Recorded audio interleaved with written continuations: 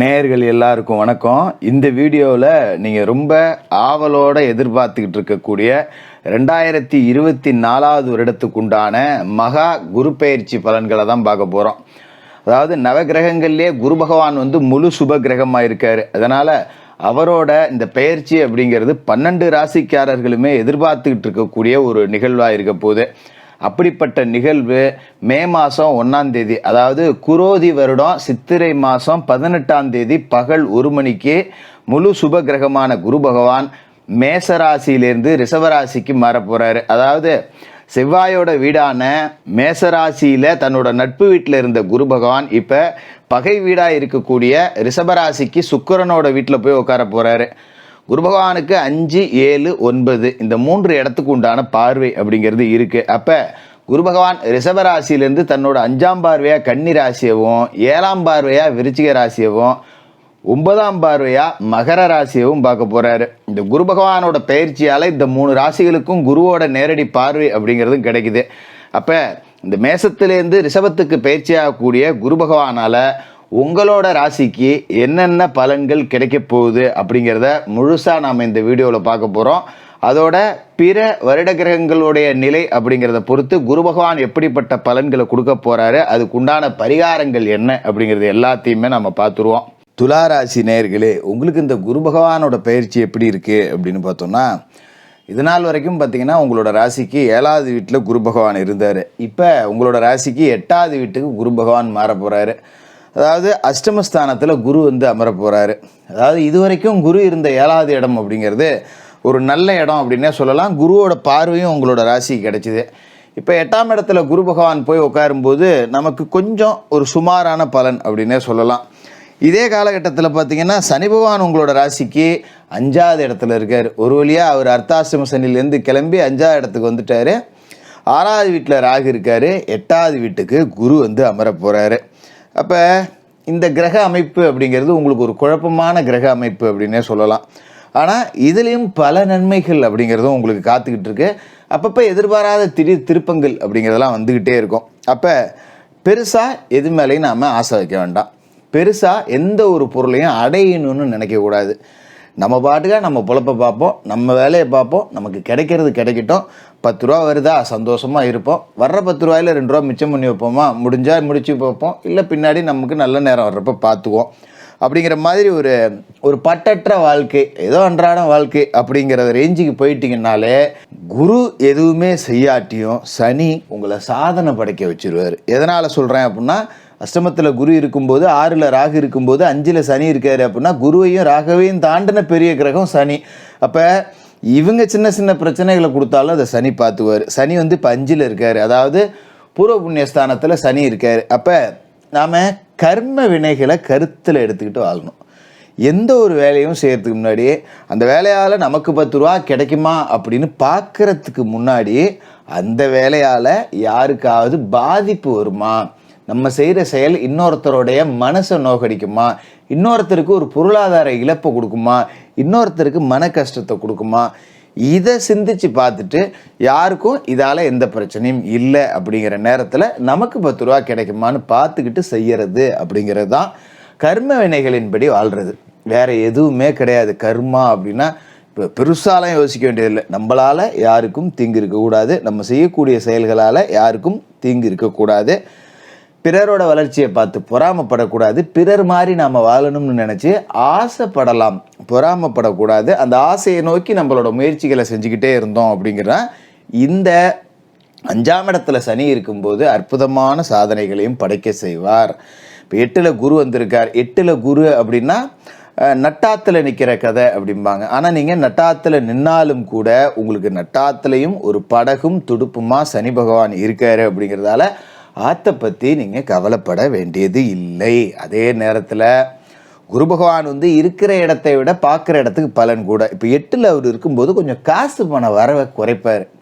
இப்போ சாதாரணமாக பார்த்தீங்கன்னா ஒரு தொழில் செஞ்சுக்கிட்டு இருக்கேன், மாதம் ஒரு 20,000 கிடைக்குது அப்படின்னா அது திடீர்னு ஒரு 18,000, 15,000 அப்படின்னு குறையும். அப்போ நம்மளோட செலவுகளையும் நாம் கொஞ்சம் கட்டுப்பாட்டுக்குள்ளே வச்சுக்கிறது அப்படிங்கிறது தான் நல்லது. அதே நேரத்தில் 6ல் ராகு இருந்துக்கிட்டு நம்மளை கொஞ்சம் கடன் வாங்க தூண்டுவார்.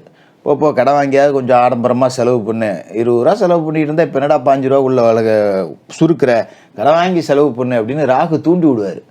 இந்த நேரத்தில் கடன் வாங்குறேன் அப்படிங்கிற பேச்சுக்கு வேலை வச்சுக்கிட்டோம்னா ஒரு கடனை அடைக்க இன்னொரு கடன், அதை அடைக்க இன்னொரு கடன்னு தொடர்ச்சியாக கடன் வாங்க வேண்டியிருக்கும். அதனால் கூடுமான வரைக்கும் தேவைகளை குறைச்சிக்கிட்டு ஆசைகளை குறைச்சிக்கிட்டு வாழ்கிறது அப்படிங்கிறது தான் நல்லது. மறுபக்கம் பார்த்தீங்கன்னா இப்படியான ஒரு வாழ்வை நாம் வாழும்போது குரு பகவானோட அருள் பார்வை அப்படிங்கிறது நமக்கு கை கொடுக்கறதா இருக்கும். ஏன்னா குரு பகவானோட பார்வைங்கிறது உங்களோட ராசிக்கு 12ல் விழுவுது, 2ல் விழுவுது, 4ல் விழுவுது. இப்போ ராசிக்கு 12ஆம் இடம் அப்படிங்கிறது கன்னி ராசியில் குரு பகவானோட பார்வை விழுவும்போது தேவையற்ற விரைய செலவுகளை குறைப்பார். நான் சொன்னேன் பார்த்தீங்களா, செலவுகளை குறைச்சிக்கணும்னு. அதுக்கான வழியவும் குரு பகவானே தன்னோட பார்வையால் செஞ்சு கொடுப்பாரு. ஒரு மருத்துவ செலவுகள், தேவையற்ற ஆஸ்பத்திரிக்கு போனேன், 2000 ஆச்சு, 3000 ஆச்சு, அடிக்கடி பெற்றவங்களுக்கு உடம்பு சரியில்லை, பிள்ளைங்களுக்கு உடம்பு சரியில்லை, இப்படி செலவு பண்ணேன் அப்படிங்கிற செலவு இருக்காது. அது மாதிரி பார்த்தீங்கன்னா விரைய செலவுகள் அப்படிங்கிறது சில பேர் கண்ணாபின்னான்னு பண்ணுவாங்க. ஒரு ஆடம்பர பொருட்களை வாங்குறது, இல்லாட்டி வீட்டில் ஏதாவது பொருள் அடிக்கடி ரிப்பேர் ஆகி போவோம். நம்ம செலவே பண்ண மாட்டோம், லைட்டு பீஸாக போயிடும், ஃபேன் ரிப்பேர் ஆகி போயிடுது, கிரைண்டர் ரிப்பேர் ஆகி போச்சு, வண்டி அடிக்கடி வேலை வச்சிருச்சு, இப்படி ஏதாவது தெண்டை செலவு அப்படிங்கிறது நமக்கு வந்துக்கிட்டு இருக்கும் பார்த்தீங்களா, அதெல்லாம் இனிமேல் வராது. இப்போ 20 ரூபா சம்பாரித்து இந்த மாதிரி தெண்டை செலவெல்லாம் பண்ணிக்கிட்டு இருக்கிறது ஒன்று, 15 ரூபா சம்பாரித்து இந்த மாதிரி செலவு இல்லாமல் நம்ம அடிப்படை தேவைகளை மட்டும் பூர்த்தி செஞ்சுக்கிறது அப்படிங்கிறது ஒன்று. அதுக்கான வழியவும் குரு பகவான் தன்னோட அருள் பார்வையால் ஏற்படுத்தி கொடுப்பாரு. அதே மாதிரி சொந்த தொழில் செய்கிறவங்களுக்கு 20 ரூபா கிடைக்கிற இடத்துல 15 ரூபா கிடைச்சாலும் கிடைக்கும், லாபத்தில் 5 ரூபா குறையுமே தவிர நஷ்டம் அப்படிங்கிற பேச்சுக்கே இந்த காலகட்டத்தை பொறுத்த வரைக்கும் வேலை இல்லை. அதேமாரி குரு பகவானோட பார்வை அப்படிங்கிறது தனஸ்தானத்தில் விழுவுது. இப்போ தனஸ்தானம் அப்படிங்கிறது தனவாக்கு குடும்பஸ்தானம் 2ஆம் இடம் அப்படிங்கிறது, அதில் குரு பார்வை விழுவுது. அப்படிங்கும்போது என்னதான் காசு பணம் 10 ரூபா கிடைக்கல அப்படின்னாலும் நம்ம தேவைக்கு காசு வந்துடும். ஒரு நாளைக்கு ஒரு 5000 தேவை, இன்னைக்கு கையில் காசு இல்லைன்னா கண்டிப்பாக நாளைக்கு தேவைக்கு எங்கே இருந்தாவது காசு பணம் வந்துடும். ஒரு பக்கம் குரு இருக்கிற இடத்துல இருந்துட்டு பண நெருக்கடியை கொடுத்தாலும் பார்க்குற பார்வையால் அந்த நெருக்கடியை அவரே குறைச்சிருவார், பயப்பட தேவையில்லை. அதுமாரி இது குடும்பஸ்தானத்தையும் குறிக்குது அப்படிங்கிறதால குடும்ப உறுப்பினர்களும் உங்களோட நிலைமையை புரிஞ்சு நடந்துப்பாங்க. பிள்ளைங்க பார்த்தீங்கன்னா அதை வாங்கி கொடு, இதை வாங்கி கொடு அப்படின்னு கேட்டு நச்சரிப்பாங்க இல்லையா, அதெல்லாம் இருக்காது. சரி அப்பா கிட்ட காசு இல்லை அப்படிங்கிறத புரிஞ்சுக்கிட்டு எதுவும் கேட்க மாட்டாங்க, நம்ம வாங்கி கொடுக்கறத வாங்கிட்டு போவாங்க. அதுமாரி குடும்ப உறுப்பினர்களோட ஆதரவும் பரிபூர்ணமாக இருக்கும்.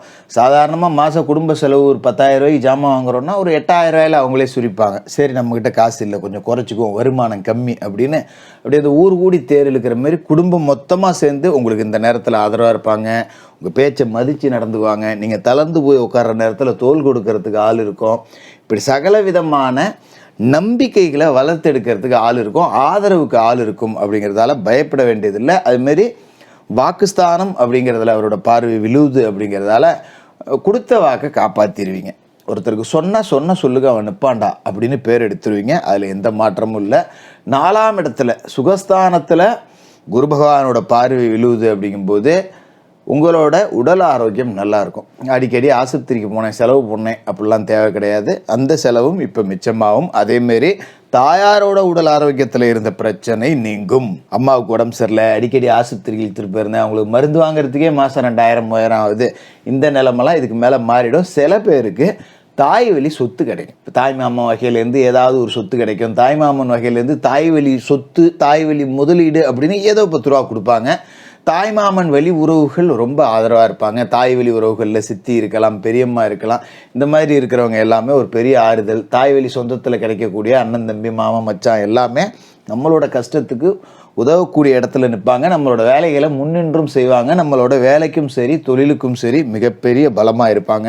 அதனால் இந்த குரு பயிற்சி காலகட்டத்தில் அஷ்டமத்தில் குரு இருக்காருன்னு நீங்கள் கவலைப்பட வேண்டாம்.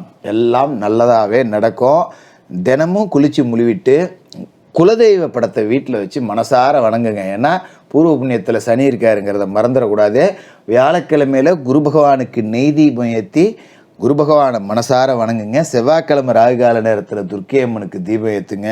இந்த அஷ்டம குரு அப்படிங்கிறதும் கூட உங்களுக்கு அருள் புரியக்கூடிய ஒரு குருவாக இருக்கும். துலா ராசிக்காரர்களுக்கு வாழ்த்துக்கள்.